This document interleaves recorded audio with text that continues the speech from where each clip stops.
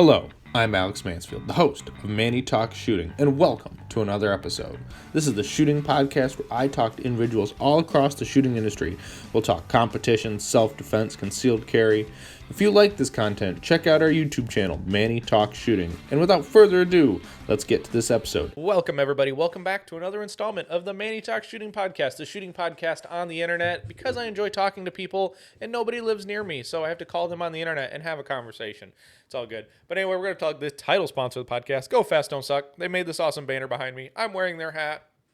It's because I have receding hairline. Not the fact that I love this hat, but it's because it's receding. Maybe I should do a Todd Holmes and shave my head and just get over the misery. Embrace it. Embrace it. I've got a weird shaped head, but it's okay. I might do it. But yeah, guys, go check out gofastdon'tsuck.net. Tell him Manny sent you in your order notes.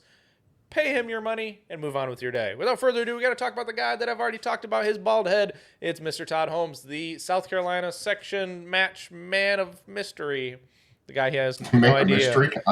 Well, I don't know if you're the section coordinator, so I assume you are. No, I am the section. I wasn't the first time I did it by him, but I am currently the South Carolina section coordinator, so yeah. Oh, there we go. So I'm talking to the South Carolina section coordinator and the guy who puts himself through the pain every year of running the match. It's okay. Yeah, I mean, pain and glory. Well, I don't know about the glory part, but yeah, definitely the pain part.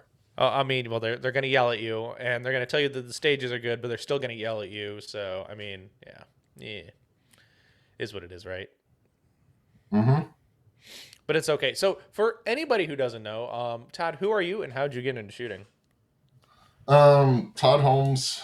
I currently live in the Greenville, South Carolina area, Piedmont to be specific. Getting into shooting I didn't really start shooting until I was way into, it had to be my 30s, late 30s, and 2012 I bought my first gun. It was an M&P full-size 40. So when I moved up here in 2014 in the Greenville area, one of my buddy Terry Candlers that I worked with ran an IDPA match at Skip J and Anderson, and I started going to that. Went to it first time with that M&P with a Blackhawk Serpa holster, Phobos. Actually, I didn't even have the Phobos mag pouches at that point. I used my pockets in my jeans for the first match, and then I got the Phobos mag pouches, and then shot the match once in a while, and then it became every quarter, and then it became every month, and then I started designing stages for IDPA and helping them set them up when I could and tear down. And then I started getting sick of the restrictions of IDPA stage design. Can't move more than 20 yards in a stage, and you can only have max 18 shots in a stage. So I started talking to some friends that were shooting USPSA, went and shot USPSA, and kind of fell in love with it and did both for a while, and then just fully moved over to USPSA. So that's kind of my shooting history in a whole. Been primarily pistol. I've shot a few 2-gun matches, but didn't really fall in love with it. Always kind of like the pistol side of it. Mm-hmm. So when you, so I'm assuming with the M&P 40, you're probably shooting what, ESP or something in IDPA or? It was ESP because it was SSP to start out. Then I did a trigger job on it, so then it was ESP, and I could put the mag wheel on it. So doing that, back then I was shooting factory ammo. Then I started reloading, and to afford the reloading press at that time, I talked myself into casting bullets. So I would cast the bullets, powder coat them, and load them. And then once I got to X amount, I said, I don't have to do that anymore. I paid for all the reloading stuff and started buying bullets. I messed around with blue bullets a little bit at the time, didn't like them and I won, I think it was some extremes at a match. And I loaded those, fell in love with them, and haven't went back since then. Currently use the Extreme 147 round nose. Mm-hmm. Well, that's cool. Yeah, I do know a few people who cast their own bullets, and I think they're crazy. So. It takes so much work. Granted, I can get it down to at the time it was less than 2 cents a bullet, was like 1.75 cents a bullet. Mm-hmm. But the time that you put into it was crazy, because I would buy from a local indoor range the sludge lead, melt it down into bars, and then melt that into the bullets, and then powder coat it. Then you size it, and then you can load it. Yeah, that's like I'm the ultimate hobbyist. I have nothing to do with my life, and I'm gonna do this shit. Yeah, it was painful. Hmm. So then, when you got out of IDPA and moved fully over to USPSA, were you shooting limited major then? At that time, I was shooting. I think I right around that transition, I went to another gun and I shot production a little bit. I bought another M&P, the Pro version, the 5 inch, and I was shooting production or limited minor major. I couldn't get major to quite work with tumbling out of it with my cast rounds. So I was shooting limited minor and also production at that time. Okay. So so really learning product. So having to play in production, does that mean you really had to learn how to stage plan? Well, yeah, I mean, you had to, but I was also IDPA at that time only had 11, 10 plus one round counts too. So it wasn't that different, but shooting it on a USPSA stage is way more difficult. And I never want to go back to that. Yeah, yeah, the go here shoot these, go here shoot these is not all that fun. And blend like 3 different parts of it if you have to and try to turn a normal stage into a memory stage. Nope, I'm out. Yeah, it's not worth it. But some people enjoy Nope. it. It's not for me. Maybe one day. I don't know. The rules are kind of funky now. Now you can shoot from appendix over there, and you can. It's still 1 second down for each Charlie, which sucks in my opinion. But hmm is what it is, I guess. But so currently, what do you shoot? So you went from production to to limited and played around in there. Yeah. Were you in carry optics now? I'm in carry optics now. I shot Sig Legion Mm-hmm. was my first carry optics gun. And then Mr. Tyler Meisenheimer, I was shooting that. I liked the guns, but once Tyler finally went to carry optics and put the 5 MOA SRO on his gun, I shot Mm-hmm. it 2 or 3 times with his Shadow 2. And I was like, the dot doesn't travel like it does on the Legion. Mm-hmm. So then I went over to the Shadow 2. Fair So enough. I've shot the M&Ps, SIG 3 Legions, and now Shadow 2. Gotcha. So with the shadow, but wait, is a better question. Is it green like Tyler's? No, it is a all black with it's currently got the lock grips, Palm 12 bogies on it that are orange and black. He's very disappointed in you. It's not green. Oh, I know. But he also likes to be the only one with the lime green in the area, so he's okay with it too. Oh, that's fair enough too. But yeah, so you're shooting a shadow too. Other than the dot moving, not it moving as much from the Legion to the Shadow two. What keeps you shooting that gun? I really like it and I've adjusted to it. It took me a lot longer to adjust to a double action than I ever thought it would and the hammer, but once I've got used to that, I really like shooting the gun. It fits my hand better than the Legion. I even had some custom grip work done on the Legions to make it fit my hands a little bit better by Aaron English when he was doing it back in the day. Mm-hmm. But it just fits better overall, and I like the weight of the gun and the balance of the gun. I'm not one of the guys that puts the brass grips on it to distort the weight or puts the tungsten guide rod in it. Mm-hmm. It's fully Cajunized and it's polished by Eric Harrell in the area local gunsmith that shoots with us. And so he's done that, and it's a great shooting gun. It's just I don't want to go to anything else. And right now, starting a new business and everything, I couldn't really afford to change to something if I wanted to right now. So Well, fair enough. That's fair too. Yeah. So I guess who was the first one? Oh yeah, that's what it was. It was Rob Teague on Pop's Quest, who was the first one to ever tell me mhm. about Aaron English's pretty grip jobs. Yep, Now he the question is, definitely did a great job with them. I don't think he does them anymore, but he definitely did a good job in them, especially when everybody was shooting a Legion. He had a lot of business on it. hmm now the question is, I haven't seen Rob shoot much. Is he still coming around or not much? He was at the South Carolina section match, but he has also changed jobs recently, and well, about a yearish ago, Hmm. and he doesn't have as much time for shooting. But yeah, so it's amazing what happens when you change your jobs and everything. So we go from there. Yeah. Yeah, our job lets us play this sport, so I guess we have to play nice and go to it, right? Yeah, I know, right? It's like I want ammo, I want guns, I want to be able to go to major matches, I want to be able to eat at the major matches, so I got to work it and do something. Yeah, well, and even that fact is, he sold his, if I remember right, he sold his cabinet business and is like, well, I guess I'm going to go work for somebody now. Yep, Makes me he sad. did. Yeah, he did that, and he's working. I think he's a salesman of some sort. I forget exactly what he's selling, but he's doing really well at it. But when you're a salesman, you just like me, I'm finding out I can't shoot as much because I'm working on the weekends now being a realtor. So Yeah. Well, that's kind of hard, though. Aren't you the regular match director also for Belt and Gun Club? yeah, for Belton Gun Club, I am the regular match director. We normally do setups on Sundays, which I don't typically have to work a Sunday, and sometimes we'll do it during the week, and then I will dedicate that Saturday to I have to be at the range to do the stuff. And I'm also at the board at Belton Gun Club, so I dedicate a couple nights a week to that also that I have to be at the meetings and stuff. But that's really only times I have to block out for it right now is matches that I'm helping run, and that way I can still go show houses, list houses, talk to people about selling their houses, et cetera, et cetera. So Hmm. Yeah. So how'd you become so involved at Belton now? So you're the match director for the major matches, the local matches, and you're on the board.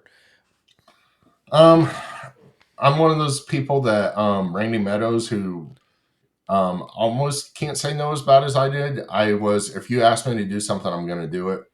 Um, Back in when Ryan Flowers started out Belton Gun Club USPSA, when everything went down with him, he was already wanting to focus more on his shooting than being a match director. Hmm. So I was asked to take over the USPSA club, and I did it. I just stepped away from Anderson IDPA because it just kind of wore me out over there, and then they asked me to do it here. I had like probably maybe 6 months off of not really helping run a match, and then it's like, hey, can you help come do this? I'm like, yeah. And at that point, we only did it on when there was a fifth Saturday or Sunday on the weekend, we only did it on that one. Hmm. And I liked that. But then the more I got to do it, it was really tough to get a normal setup crew, normal people coming to the matches and stuff like that. So after the first major match in 2021, that summer, we started going to every Saturday. Hmm. So then it did stir up more people to want to participate and shoot your matches and be stuck at it all the Yeah, time.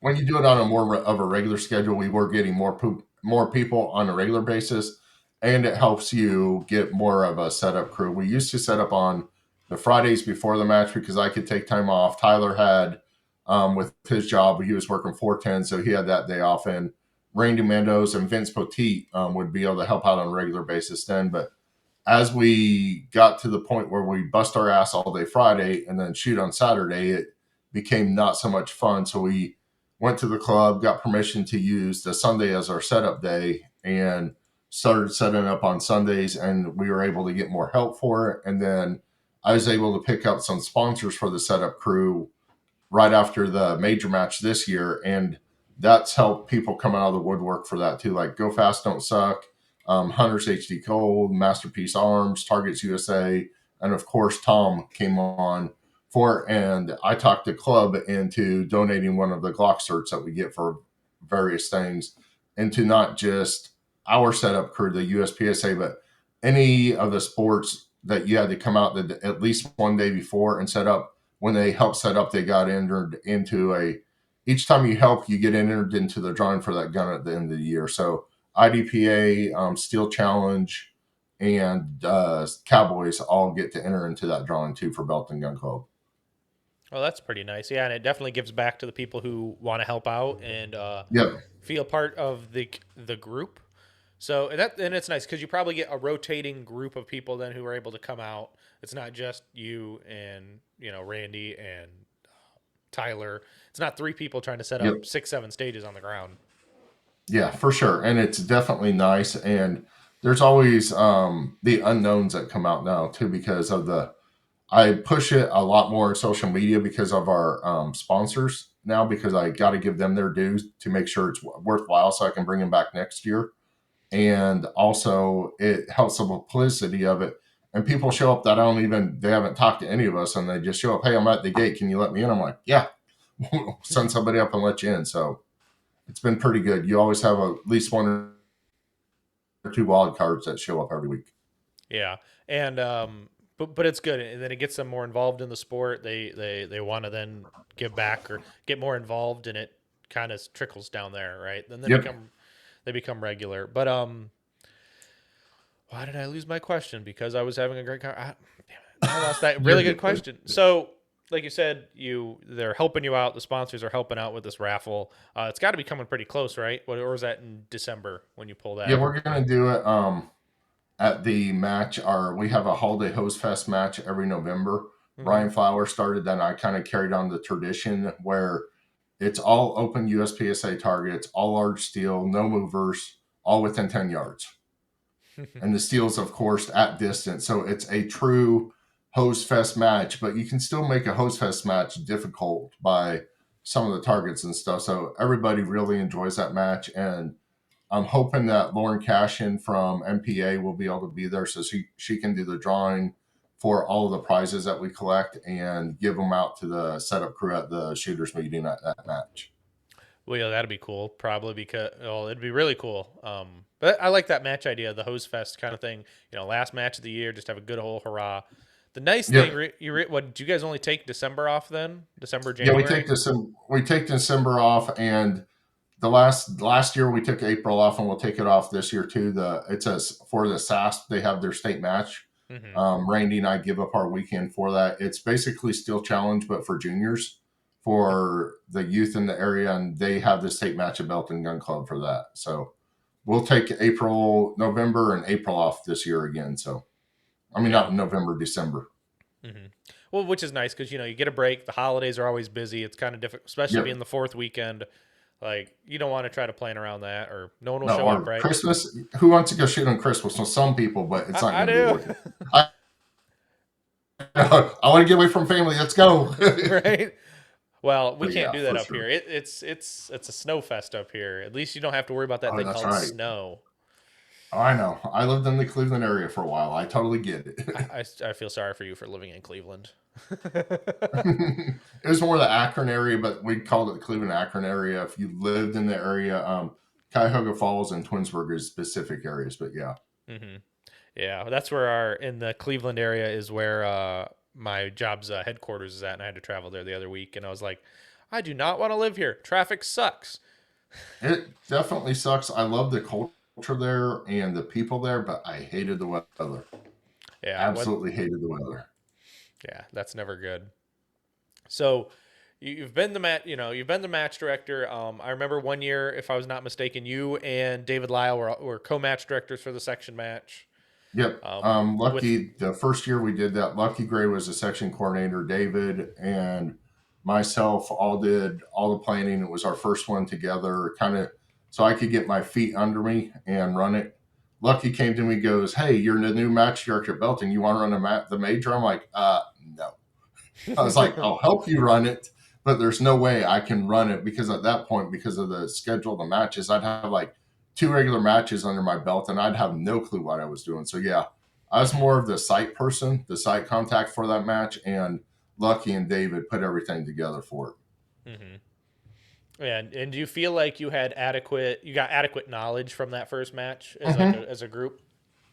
Most definitely. And I mean, there's stuff that I still ask Lucky and David the next year, but it is also, we had a lot of the people that were helped out with that besides me come back and help. So definitely had it. And then every year that I've done it, I get better and I'm getting better at delegating and trusting people to do what they say they're going to do. Hmm. Because if not, I'll have an anxiety attack. 2 years ago, Duda was there and he got to witness me having a full fledged anxiety attack and it wasn't fun. So yeah. Yeah. So that means if you say you're gonna let people do what you're gonna delegate to them. Does that mean you then have to come back around and double check that they've done it right and hold them accountable, or do you just pick up the I slack when they don't? Um, Luckily this year I didn't have to pick up that slack, but I did check on it. I Hmm. mean, you've got to check on it just to make sure it goes, but I didn't go into the weeds checking on it. But this year was pretty good overall. There was definitely one thing I'll change, but I was as much fault as that is in getting the stage tossed. But we can talk about that in a second. But other than that, everybody did the job that they're supposed to. Tom did a great job with the vendor area. The registration did a great job.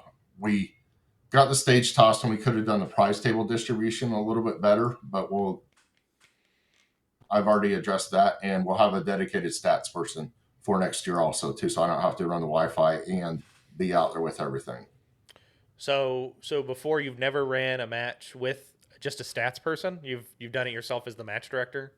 Um, the first year we used printers, the Hmm. Bluetooth printers, which was a nightmare because Belton is really dusty, and the Bluetooth printers do not like dust. Right. Which, yeah, I've used them. They're nice until they're not. I always Mm-hmm. just hate the fact that you're putting it on a clipboard with a printer and the pad, or whatever you're using, the Nook, the Kindle, whatever you're using, Yep. and then you're just sitting there with this giant piece of plastic that's got your printer and your. It's my least favorite thing, but that's just me. Yeah, for sure. And then I knew I didn't want to do that at that time. Duda was getting everything together for Go Fast Don't Suck for the mobile Wi-Fi that he traveled with. He brought that up for the next year, and then he helped me design. I used his in some of my stuff for this year, and then I've got a full-fledged Wi-Fi boxes and everything designed for our network that I'll use for the year after. And this year I didn't think about. Well, we did have it, but Linda wasn't able to make it out of registration as much, and where she was at, it wasn't central. So it was just something I didn't think about. So Randy Meadows is going to be our stats person for next year, so he can run the stats, and I don't have to worry about that running the match also. Right. Yeah, and for a lot of people who don't realize, a stats person is very important pre and during and post match. Yes, People feel like that they don't do anything, but a stats person's job definitely is made easier with a lot of pre work. yeah, for sure. And we'll have the Wi-Fi network. We've tested it out at a few local matches that we're going to use, so it'll be great for that. And we will. Randy will be able to go out there and make sure the tablets are going just like I had to. And we had some support from it, but it wasn't a dedicated person to make sure all the scores are uploading, the Wi-Fi is working correctly. So I was running around doing that, dealing with rain, and I had a hurt arm at that time. So I had to get my own driver. Clay Henson drove me around, got to listen to me bitch the whole match, but I literally had my own driver for the majority of the match too. So yeah, it was a fun time. Yeah, you can't complain when you have your own chauffeur. I know, right? Yeah, Mr. Gnome. yep. You just get driven around. It's great, and then or you are the person who gets driven around, or you're the driver, and all you do is drive people from here to there. Yep. But no, so your Wi-Fi, I'm assuming your Wi-Fi nodes are in ammo cans now, or at least the batteries for them. Yeah, it's the 12-volt motorcycle batteries with all the electronics that go to that. Run it out into we use wavelength at the club. Maybe not the best, but it works for us, and Hmm. we're using that, and it'll cover everything that we need it to. So we ran it with two of them on. We've got two. Half of the club has electricity, half doesn't. So the sides that don't have electricity definitely use those boxes. Gotcha. And I think this is the way that clubs. Anyone who's running any major or bigger match, right? It could even be a local who Mm-hmm. runs 10 stages. I think you need to have range Wi-Fi to get your scores at least that way. Yes, for Now, sure. when you do paperless, you're doing electronic scoring. Were you still doing like printed receipts, or were you just sending them via No, we email? got rid of that. It sends them the email and it'll upload it. Hmm. They won't have their splits from the Bluetooth timers when it uploads it until you sync the tablets Hmm. with it and publish those scores. But once you do that, they'll have the splits on it. So if you're ever at a major match and you're like, why aren't the splits here? It's because a stats person hasn't pulled from that tablet and then uploaded those scores because it just parses it from the email, and the email itself doesn't have the splits in it. It just has your score and your hit factor in it. Right. And I do feel, and those are the good I love those timers, the AMG Commander timers for that, Yep. because you get the splits, you can see some data, but it also can show you some inaccuracies, like with did they pick up an extra, like the bolt closing or racking the gun? Like you can definitely They tell, be can. like, You and it can just definitely tell that. And one of the things I encourage the ROs to do is just once they've unloaded show clear and you know they're done shooting, put your thumb over the mic. It solves all problems. yeah. I know for myself, I get it, like I'll do the wrap it behind my back, like just, Mm-hmm. but I've never thought about putting my thumb over the button.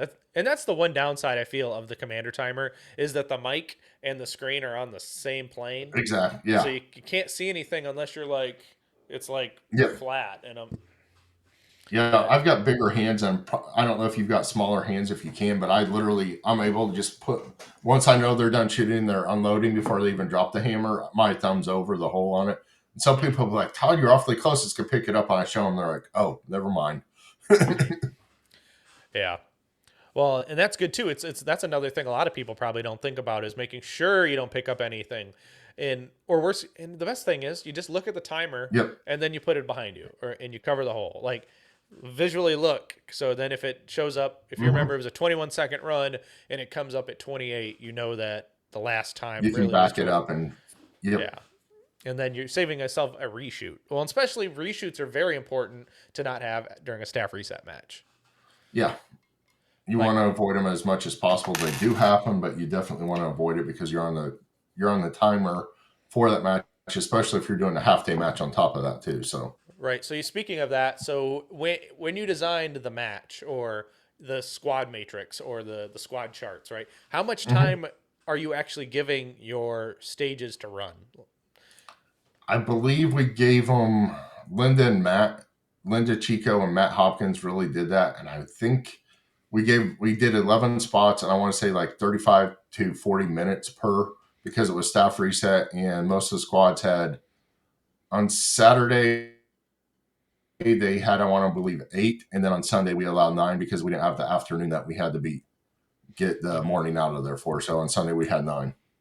Right, and that's smart too, because I think most major matches, or at least the one I ran, I budgeted for 45, but that was a Mm-hmm. that was a regular competitor reset match, but you allowed 12 people on a squad, Yep. and so you're playing for 45, and you know that they're roughly going to turn the stage in 30 minutes. So, but you're always going to have the one stage that is not running as fast. There's never Yeah. like there's always going to be the one stage that can't keep up with the rest of like everyone moving at a very fast pace.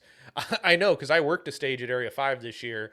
The first two squads were like, what the fuck? Like, we weren't doing anything wrong. We were doing everything to our ability running the stage. And we're just like, what are Mm-hmm. we doing wrong to not get this? Like, they were like, because we were running, you know, 35, maybe 40. The first two squads were like 40 minutes. I'm like, we are not lazy. Like, I don't get it. But then we figured it out. You had your offset, your third guy on the stage. He was going to go reset the activator, Mm-hmm. and it sped everything up. So we were back down to that 30 minutes, 25, 30 Yep. minutes.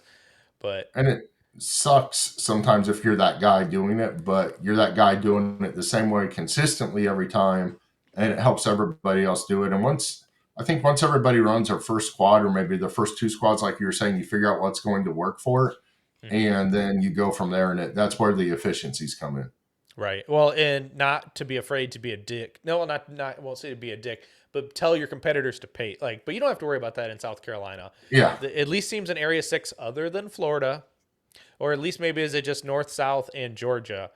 You have staff Right reset. now, it's usually just north, south, and Georgia that I've seen. I've seen some other areas. I think Ohio did it. Didn't Ohio do a staff reset this year? Yep. I worked that match. It Yep. worked well until the rain, but yeah.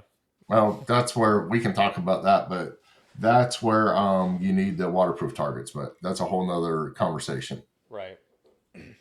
But and if so, we'll talk about it. The problem everyone else sees is the dollar signs on waterproof targets, right? Mm-hmm. Now, well, because I think we talked when we did a podcast with Tom talking about the South Carolina section from earlier this Yep. year, we figured out it was twice the price for waterproof targets It, than it was regular targets. it's roughly twice the price, But I made a believer out of people that have never ran waterproof targets this year because we had two bad raining storms, and it rained a lot, but there's 2 times where it rained really bad. And we were able to, on Sunday, I had to stop shooting. I think it was for 45 minutes ish. And then there were some targets that had shots in a particular area on it that we had to replace maybe 10 or 15 targets out of the all 10 stages. Mm-hmm. And then we were able to get back up and going. So, and the staff loved it because you don't have to pull bags to paste and everything. Mm-hmm. There was people that worked a lot of major matches, like Russell Fortney worked one of the match stages, and he's like, "You made a believer out of me." He's like, "I'm even going to go back and order some waterproofs for locals just so I have it there, so we don't have to bag at it." He's like, "You made a believer. It's worth it." And I'm lucky again, like I said, to be at Belt and Gun Club because they care about the money, but they want the efficiencies to be there more than the money. Mm-hmm. And so I'm able to buy the waterproof targets and the pasters and not have to worry about bagging. We do have bags on hand for like the 45-degree targets and stuff that you have to paste up overnight. I mean, bag up for overnight where that dude's going to get on and they're going to sag and you won't have the competitive equity with the backer on it. But other than that, we didn't have to bag anything overnight either. Right. Well, and if you think about it too, so the bags cost money, whatever they cost. I mean, if you're buying the good Mm-hmm. Uline bags, they're still going to cost you money. So I guess there might be they're a little less than double the cost because you gotta include Yeah. you know the you gotta include the bags in the other cost Mm-hmm. scenario. But no, I agree. My only bitch, I guess my bitch is with waterproof targets is they don't come on pre-hard covered. You've got to make a hardcover waterproof target. You, I Yeah, but I've never ordered a hardcover target anyway. We just do it in there, and because they are waterproof, if you don't do it on site and if you let them stick, it will chip off a little bit, and the duct tape will start to peel. So you've got to do it fairly close to the match. Otherwise, because of the wax on it, or the not really the wax, but the waterproof covering that they put on it, it doesn't work too well with the paint for long term. So you got to do it fairly close to the match. Right. So you can't be like in January, I'm going to paint all my targets and do a Mm-hmm. paint party. Now, we found, at least I found, is the black painter's tape is, especially maybe like the 1 inch thick stuff, is really good Mm-hmm. after you've like marked a line on the target to then tape it and then paint it. But Yep. now, do you hard roll on or did you spray on your black? We do rattle can spray on.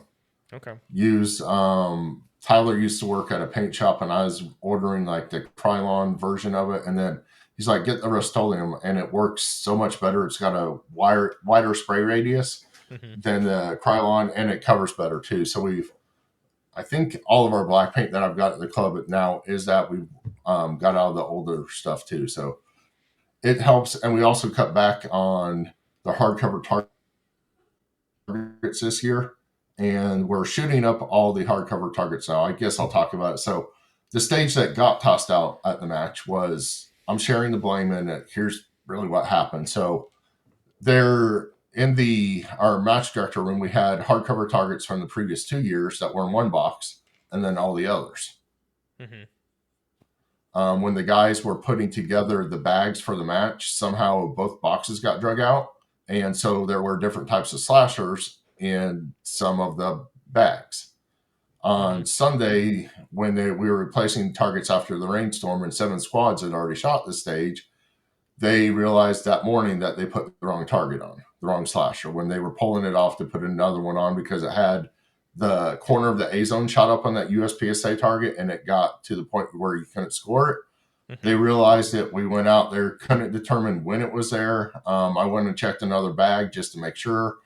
It was in some of the other bags.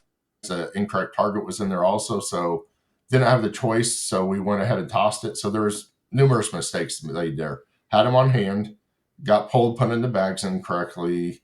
The RO staff put it on there incorrectly, and the CRO didn't check it. I mean, so multiple mistakes, not going to happen again. The people that shoot the Belt and Locals know that there's been a ton more hardcover than normal because we're literally going to shoot up every hardcover target that we have on hand. So when the section comes back around, we're not going to have that mistake again. Mm-hmm. Right. Well, and that's the smart thing to do. It's unfortunate you had to toss the stage because it was a cool stage It was. It was because my favorite stage. Yeah. Kluge kicked the door down, and that was my Yep. idea. Yep. He was telling me, he's like, the guys up north want me to kick the door down. I'm like, you should do it, Kluge. He's like, all right, I'll do it. Mm-hmm. I love seeing Kluge. He's always got some good stories. But he's always a good guy to be around. I can't complain. And between him and Gary, I don't know Gary's last name. Gary McConnell. Gary McConnell. Yep. I've probably seen him on a range. I probably just haven't put the name to a face yet. Mm-hmm. But they probably did a really good job as RMs for the match. They did. They're both great RMs. One of the things that Gary does, and I don't know if a lot of others do it, he encourages, of course, the CROs to take pictures and videos of their stuff. But there was a shooter that did not want to. I don't know why he didn't want to shoot the Holy Monkey, but he contested that the Holy Monkey would not rest and act the same as it would on the rest of it. Well, Gary had went around taking pictures, taking videos of all the activators. Mm-hmm. So we called Gary over with his video and watched the video and the Holy Monkey at the same time. If anybody has ever tried to watch a Holy Monkey stop, it takes like 12 to 15 minutes to come to a full rest. So we were there for 12 to 15 minutes watching the video, watching it go. The stage again that did not get tossed because Gary had that on video. Mm-hmm. So he was great at doing that. I think Kluge learned from that too. Definitely the CROs learned on that stage. Unfortunately, it was the one with the target mishap later in the match. So it did eventually get tossed, but not because of the Holy Monkey itself. Right. And, Tom had to put some labor of love on that stage because he had to build your door. Yeah. Well, the door was built. We just rebuilt it so it would last the match. So, yeah. Mm-hmm. Yeah. And that was a cool design. Now, was that a Matt Hopkins stage or was that your stage? It wasn't my stage. I want to say it was Tyler's or Aaron English's, one of those two. I forget which one it was. Because they had 7 and 8. I want to say Tyler, but I can't remember for 100% for sure. Mm-hmm. Yeah, it's unfortunate that the stage got tossed, but we live and we learn. I think my favorite one to actually watch from the match was the in-sync bobbers. Yeah, that was Tom made me a believer of a lot of things at this match, and he told me he was going to get it to do that. I was like, there's no way you can do that. He told me his vision. I'm like, well, how are you going to do it? He's like, I don't know. I'll just figure it out. And we definitely got it figured out. Jake Negrath, I know I just slaughtered his name, from the Atlanta area, came up and helped us set up on that Sunday. And he and Tom figured out all the mechanics of it, how to do it, how to make up the backup cords and everything on that. So it was definitely great to have Jake up there helping Tom out getting those up. And I wish if I was going to shoot anything in that stage, it would have been the falling door and that. But yeah, unfortunately, I just couldn't shoot that match. Yeah, that sucks because you said you dropped a weight, a big popper fell on you. That's what it was. It was the large popper I dropped on my arm the month before, and it was still swollen and not in great shape. The only gun I shot that match was a MPA limited optics gun, and then another gun that they had there that they were doing some testing on that I got to shoot then too. So I shot 2 guns that whole match, and it was like maybe 15, 20 rounds. Yeah. Well, I mean, they had the one guy there just loading mags, right? That's all he did. Well, Tommy was there loading the mags and taking people over there and shooting them, and Lauren. And Tommy and Lauren made a great team at that match. And then David Lyell worked it a little bit and hung out some. And then Phil Cashin, the owner, that was there some too. So it was great to have them interacting with it. David and his wife were doing the same over at Da Vinci. And I know both of them sold tons of guns. I don't want to say tons of guns, but they each sold guns because of that match. So I know it was worth it for them. Right, yeah. And they actually sold them because of the match. And it wasn't just like, oh, I heard about you, so I'm going to buy your gun. It's people got to play with them and hands-on. And yep. And that's good to see. Outdoor Dynamics supplied the ammo for their guns to be able to shoot them there too. So it was awesome. Yeah, that is pretty legit. So I want to talk a little bit. I don't know. We talked early in the pre-show about talking about both matches, but I don't know. Did you have any? I'll turn it to you, and I'll let you play host for a few minutes. Did you have any questions for me about my match? Because I know you're probably curious. Yeah, I definitely am, because I've talked to a few other match directors about their stuff since then. But what was your favorite thing, and the thing that you learned the most from your match? I guess I'll start with the thing I learned the most from my match is that there's no such thing as over communication, and and I learned this from the people who were like club help. They that weren't necessarily USPSA shooters, but they helped like do lunches and cart people around from bays to bays, or registration. They just wanted to know information that I didn't feel that they needed to know or that they Hmm. asked, and I was like, I didn't pass it on. So I really should have over communicated with them, and like if they had a question, really over communicate the answer to them. Because there was a few things on the logistical side that one, we had rain on Sunday, so that was difficult. So people were transporting for lunch were driving a tractor in the rain, which they didn't care for, but it's like they need to get back to where they Yeah. need to have lunch at. So the tractor's got to run because it's a good quarter mile from the Oh wow. bays Yeah. to the clubhouse. So because especially how my range is set up is the clubhouse is all the way up on one end of the property and then the pistol bays are all the way in the back. At least Okay. so over communicating with them would have been better. And then I should have taken more time off of work prior to the match. Like that week leading up to the match, I should have taken a few more days so I could have been at the range every day that week, just to get everything finalized, get things on the ground more. Um, like the little itty bitty details, like putting up banners, being out there to put up banners 3 days ahead of time. Um, Did but you, speaking of banners, did you have all your banners before the match?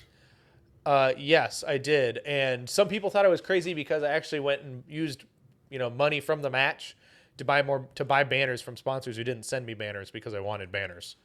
Yeah, it's not crazy. We ended up, luckily, Duda was making banners that week for something else. And Tom and I were like, we don't have banners from these sponsors. So we literally called Duda up and he made them and overnighted them to us the week of the match. So Mm-hmm. all of our sponsors had our banners up. So yeah, it's pretty important to get your banners if you're going to sponsor that match.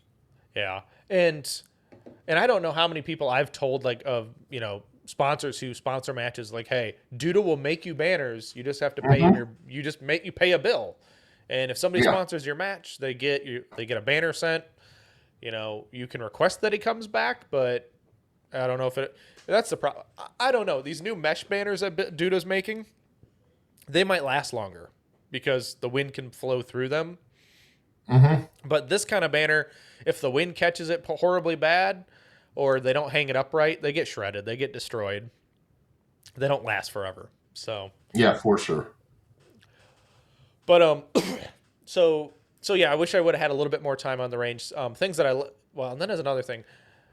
I couldn't get enough staff. I did not have enough staff. By the time the match came around, I had 2 or 3 backouts of the match purely Hmm. because things happen, right? People get jury Yep. duty, people get sick, family member deaths. Like you can't control that, which is unfortunate. But I wish I would have had one more stage in the match. I wish I would have made it either 11 stages or 10 stages, but one of those stages been like a standard stage because everything Hmm. was a field course. But now looking at it, I wish I would have had a standard stage to test everybody, on Strong Hand Weekend or something of that nature, to add another test into the match. Yeah, we didn't have any standard stages. All our were field courses, but we had some small, I mean, some short, medium, and large ones in it too, just because I've got the logistics of I had 3 different areas of the range that we were shooting at and getting people in and out with golf carts and stuff like that. So we had where there's a transition time there, we'd put the shorter round count, the lower round count stages there. Right, because they still had to get up to like the upper bays or the next area, Hmm. so Yep. they more travel time. I get very lucky because at least my bays were all in a row, kind of like a horseshoe shape. So you didn't really Yeah. ever. So they were straight in a line on each side. So it was quite nice on that match. But yeah. So there was definitely some things, and I wish I would have also brought the round count down a little bit. I eventually some of the stages got added rounds because it made sense in that position or stage. But I Hmm. wish I would have stuck to my gut and it's like, no, we're gonna keep some of these stages lower round counts. But I you live and you think, learn. yeah, for sure. And it wasn't this year. it was the year prior to it. I think my max round count would have been like 320, and I was at 294.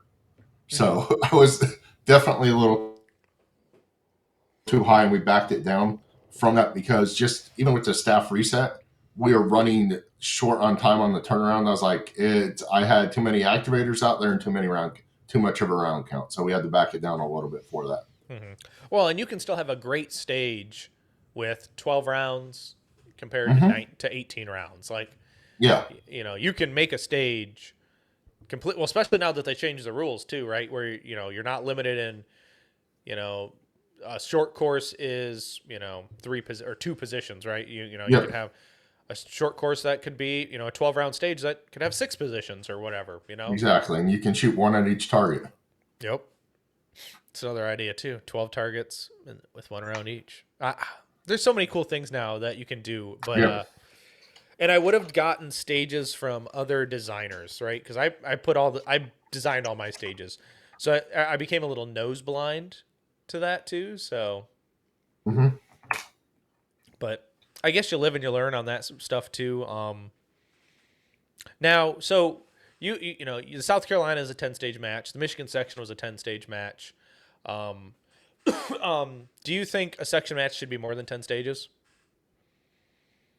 Section matches, I think 10 to 12 is kind of the sweet spot.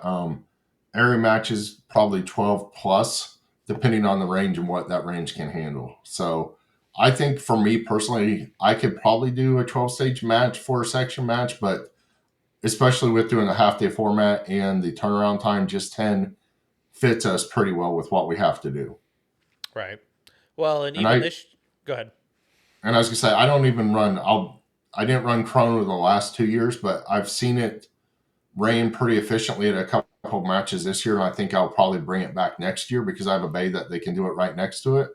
Hmm. But just because I was afraid of the turnaround on the time frame on it, I wasn't running chrono or the match. Of course, I would advertise it, but yeah, go from there. Yeah, and that's one thing too. I had to cut because of logistics. I was like, I just didn't have chrono, but I couldn't tell any of my Hmm. competitors either. I'm like, I know. uh, You're yeah. Where are you gonna have chrono? Oh, it'll be right after this stage. You don't tell them, and then they exactly. show up thinking you're gonna have it, and they're like, "Where's chrono? Oh, you're not having it again." Hey, I'm not gonna tell you that, but yeah, we're not having it. Right. Yeah. I think it's a. You should always expect to have chrono. I feel, but if you want to play the ragged edge of shooting, sub minor ammo, you be my guest, I guess, because that's on your own damn Yep, they fault. did a really good job at Area 6 and at the North Carolina section. I think the same crew ran it. The section match, they did it. They took it even a step further. They didn't collect your ammo at the beginning. Literally, after you finished the stage, they took 8 bullets from that mag, had you empty that mag, and then you went straight to chrono. Hmm. Yeah, And they I've done pulled that. it. They had like the Lee presses, and I forget exactly what it's called, where they could actually pull the bullet right there, so you didn't have to hit it with the hammer. And then they weighed it right away, and then you just did it, and you were in and out of there in a pretty good time for it. And I don't think anybody was waiting when we finished the stage, so it was pretty good. Hmm. Yeah, that is something that's come around. I know. Where I think they did in Ohio. I know for sure they did it in Kentucky. They had the bullet pullers. What like you're talking about Yeah, the collet pullers. So but we still yes, had that's it. Yep. to supply ammo at the beginning of the match because that's just how the match director wanted it. But it was very efficient when you rolled up to chrono. It's already all ready to go. The guy's not beating a little stump or anything with a hammer. He just puts the bullet in. Yep. But no, I Yeah, think. they were able to take your mag, take it out of there, go over to your equipment check, which Mhm. I think I'd still like to do the equipment check at the beginning of the match. That way you don't catch anybody Mhm. after they've shot several stages and then they have to fix it. I guess they don't have to fix it until they're notified until they shoot the next stage, but still you could shoot half the match and be out of compliance and not really know it. So I like checking the belt stuff at the beginning, but everything else I would probably do the same. Yeah, agreed. Now, I I I believe in chrono. Um, I believe in having chrono in the match. Logistically, it's Mm-hmm. sometimes a nightmare to get them to be able to have it, but it'll work right now. So I do want to switch gears again, but Let's talk 24 because 24 is right around the corner, right? Yes, sir. You've probably already have a lot planning done, right? We've got some of the planning done. I'm probably not as far along as I want to be, Mm-hmm. but I've also got delegating out to the guys again.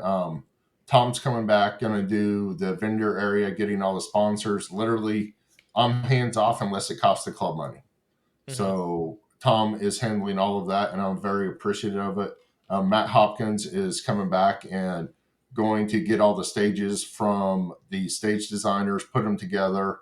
We'll all meet to go over them, figure out which ones we want, like what we don't, and what we're going to change up on it. And this surprised me when I got this text. I think I was driving my truck and I got the text from Hopkins. I'm like, hey, read this. I can't read it right now.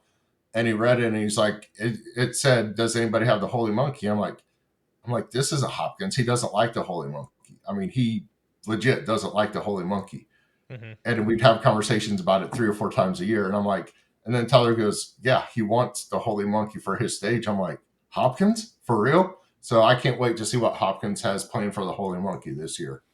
Mm-hmm. Yeah, that's gonna be impressive. If he wants it in his stage, Yeah.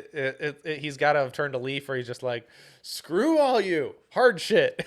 Yeah, he hasn't told me what he wants to do with it, but he said he wanted it. I'm like, it's yours. So Mm-hmm. yeah, it'll be interesting to see there. And then everything else is staying the same. Well, I've seen how efficiently chrono can be done. So as long as I can get the staff for it, I'll run it because we've got a little bay Mm-hmm. right by one of them that we can have chrono set up at, and you just do it the same. And we'll still run 10 stages for the match itself. Still have the golf cart drivers. I mean, golf cart drivers at my match, we have 4 people that do it all the time, and I don't think people realize that match, I couldn't do that match without those 4 people running those golf carts. So Right, because you fit 3 people per golf cart. Essentially, everyone's got to we move their got own 6. crap. We get the limos. I call them the 6-seaters, so they can Oh, have okay. 5 people on it. Okay. Now, is this kind of known so people don't bring a bunch of carts, or the people with carts just have to sit on the back? Well, if you have a cart, you ride on the back, so you can Mm-hmm. drag it. Yeah. Right. Okay. Now, well, and see, so I'm getting bougie. I've got my crew of people who I go to major matches with. We recently, one of them has gotten a golf cart, right? And Mm-hmm. another buddy just found out he has a golf cart. It's like a 4-seater golf cart, but it's also got the dump box on the back.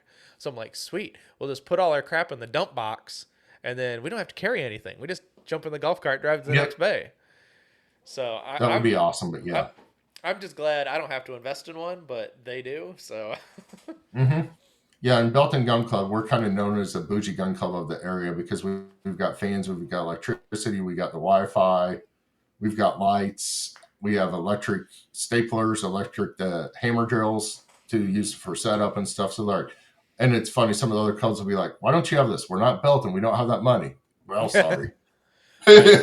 well, in not even like anything, if once a year or every other year you buy a hammer drill and a $40 bit from Shooting Sports Innovations, like you need that. Yep. Like it's so much easier to drive nails than with a hammer.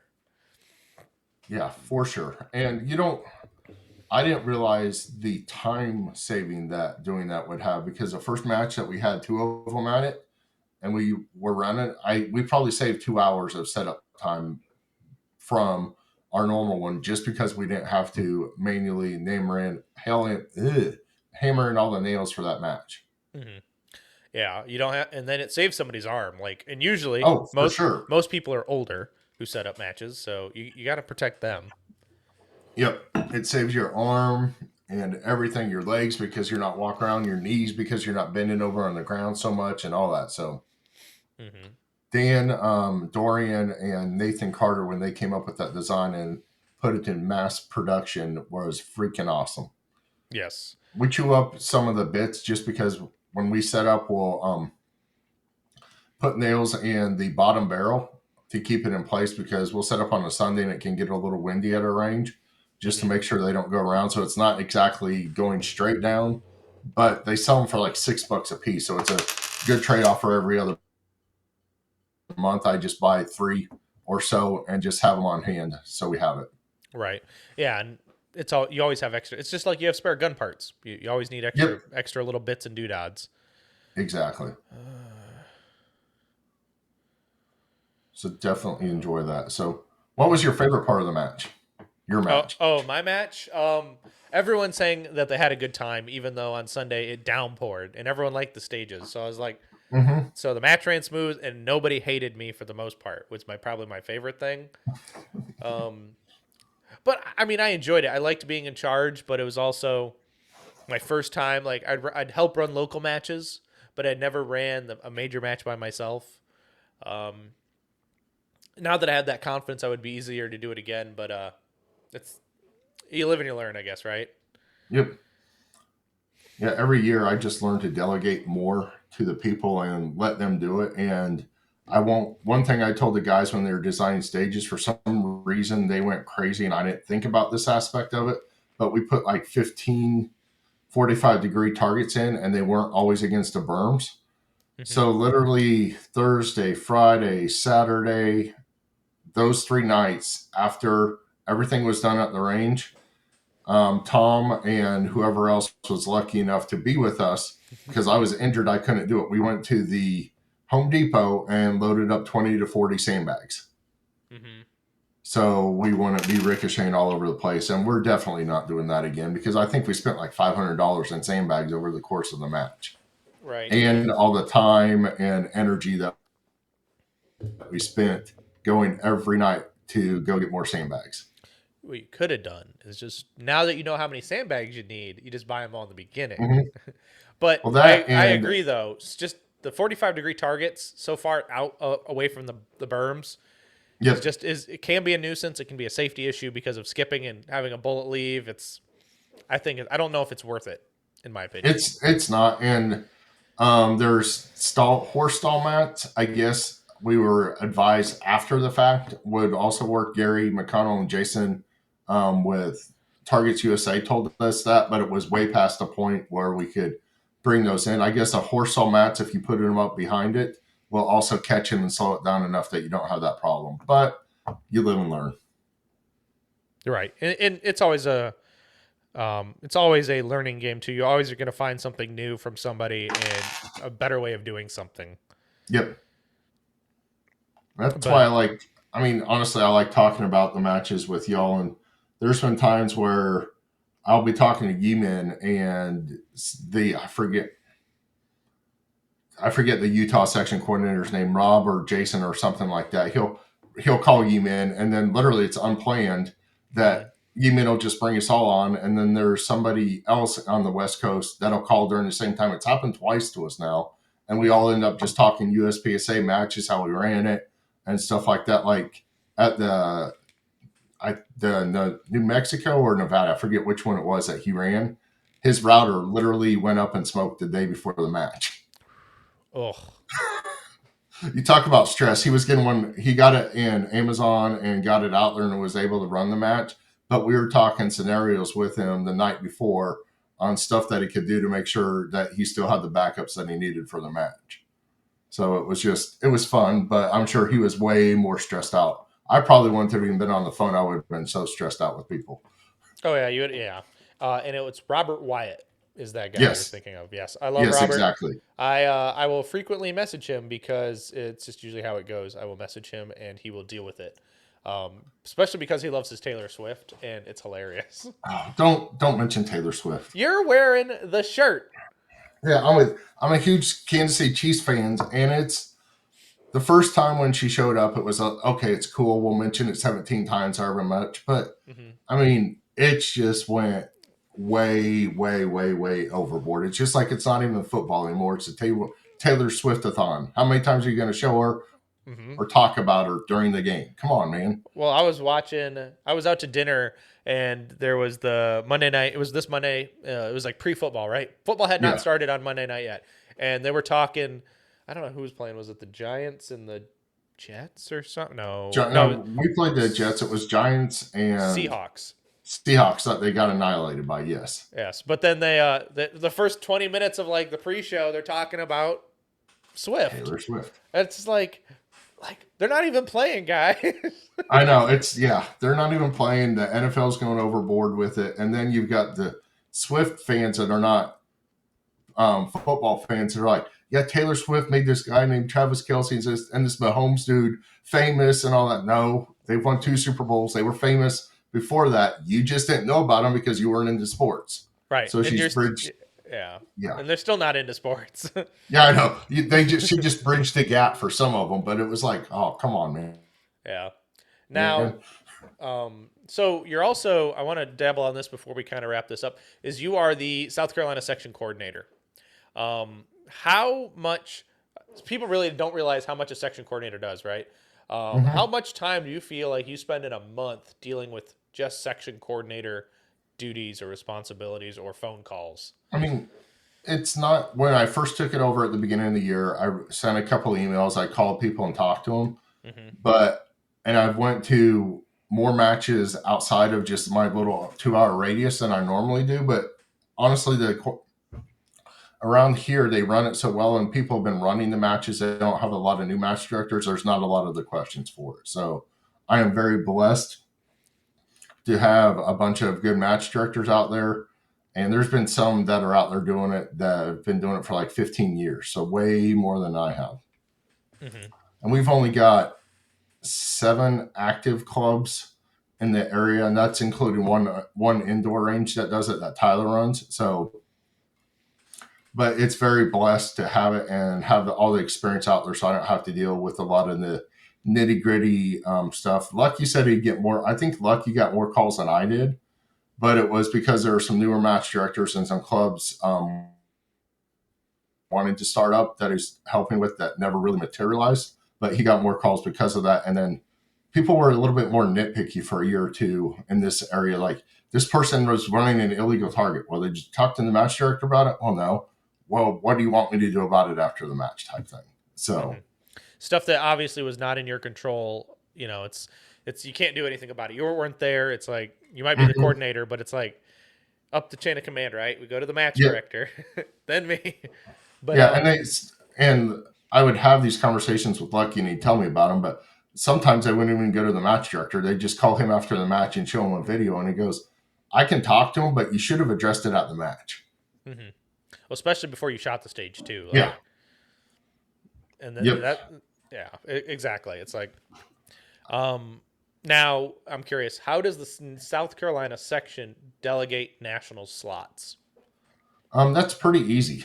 For us, we will go off of the activity points per club. Let's say, I'm just going to use even numbers here. Let's say that when I added them all up, the points for each club, we came up with 1,000 points for all the activity points in the clubs, and I had 4 slots. So the first club that had the most points gets the slot, and then it's every slot's worth 250 points. So then you just keep going down. And then if you got down to the end of it, where not everybody had 250 points accrued for it, but somebody had more than the others, and I still have a slot left, that club would get it. And then that club gives it to the person of their choice. It could be a volunteer. It could be one of their better shooters. It's that club's decision, that match director and that team to do it. Carry optics, of course, we went all out of. Open, I had one left over, and handgun nationals, I had one left over. If we would have known limited optics was going to be in that handgun nationals at that point, I probably wouldn't have had it left over. But at that point, we didn't. So, right. So that's somewhat similar to what we do up here in Michigan. Is they go off the activity points, and then you figure out who's getting a slot, right? Yep. And very fortunate. Like, our section got, I want to say 6 slots for carry optics, and open PCC we got 3, and then handgun I have no idea. Yep. And I live in a good area too, where Stephanie Berry up in North Carolina and Johnny Reed down in Georgia, if we have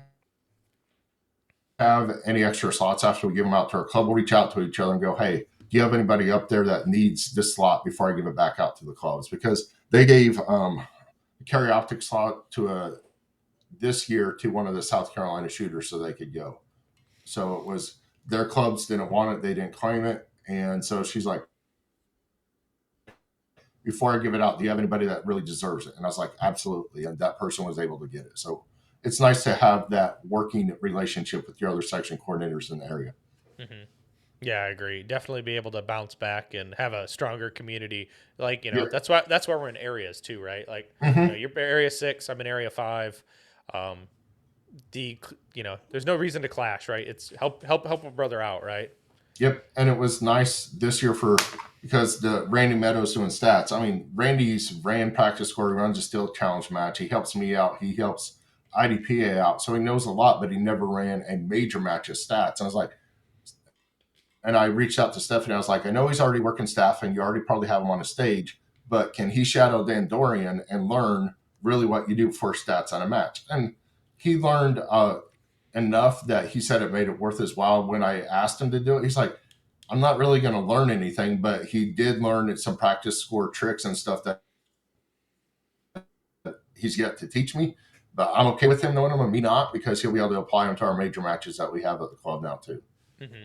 Well, and stats is, like I said, it's almost like a job that you need to do more often, it seems like, because you do forget these things, right? There's no giant checklist of stats, best practices, right? But that on-the-job training is so important, because I did that for a major match this year. I was able to shadow half of the match with the stats guy.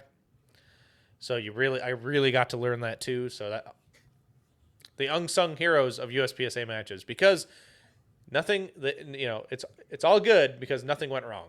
Mm-hmm. Exactly. If something went wrong, you still have the backups, but it didn't because they were paying attention and doing their job.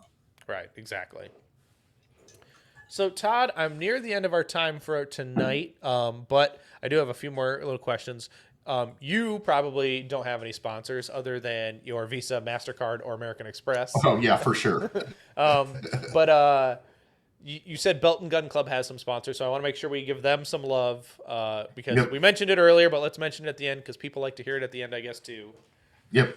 Definitely think Go Fast, Don't Suck, Hunters HD Gold, Tom Castro Shooting Academy, Masterpiece Arms, and Targets USA. And of course, Belt and Gun Club for donating the Glock, but they really helped the setup crew feel appreciated and helped us get more help throughout the year by having that raffle that we're going to do at the end of the year. And I've even got some commitments to do that for next year from some of the current sponsors. So I'm looking forward to continuing to build those relationships and hopefully doing a little bit more. As I'm learning how to do social media better being a realtor, I'm going to start applying that to like the shorts and stuff like that that we do, instead of just throwing their name up and a picture of everybody's stuff on there too. So it'll be more worthy content going forward too. Mm-hmm. And speaking of content, where can they, if they want to get a hold of you, what's the best way? And following you on social media, I guess too. Todd Holmes on social media. I'm on there for Instagram and Facebook on there, and I'm also on Todd Holmes Realtor South Carolina. You can get a hold of me both ways that way, or the section website, the section Facebook South Carolina section, or Belton USPSA, and those are both on Instagram and Facebook on both of those too. Mm-hmm. Well, there you have it, folks. Todd, brother, thank you for coming on. This has been a blast because I've got to learn some more things. We're getting ready for next year. Yep. And it's going to be a good time because you're going to make Tom's life somewhat miserable because it is Tom. Well, we make each other's life miserable, but we're like brothers. We might fight a lot, but we're also going to get along, and it's only because we both care so much about what we're doing. So, yep, and that's exactly what it is. You care so much is that you're okay calling each other bad names and you'll hug it out later. yep, exactly. And we did that a few times at the section match this year, but yeah. Yeah. Well, Todd, like I said, brother, thank you for coming on. If you guys make sure to pay attention whenever that, actually, so we forgot to talk about the dates. You want to talk about the dates right before we go? Yeah, it's at the fourth weekend in March again. It's March 22nd through the 26th for the match for the South Carolina section. If it rains, we'll be prepared again. We'll have the waterproof targets back. Hopefully it won't rain. Saying that and knock on wood as I say it, but we're prepared for it. Even with the work stoppages last year because of those waterproof targets, we were able to stay on schedule. Mm-hmm. And when does the match go live? November 1st. Good question. We're going live November 1st for everything. And hopefully Tom will have us the headlining title sponsor, so we'll be able to have that. Anybody that wants a sponsor, go to the South Carolina section match page or get a hold of me or Tom, and we'll be happy to get you signed up for it. Yeah, so pay attention, because when this drops, guys, it's going to be maybe a week or two away from when this goes live. So pay attention, be on the calendars, put it on your match schedule. But Todd, brother, thank you for coming on and having a blast with me. Listeners, until next time, get out and do the things. I will see you on the next one.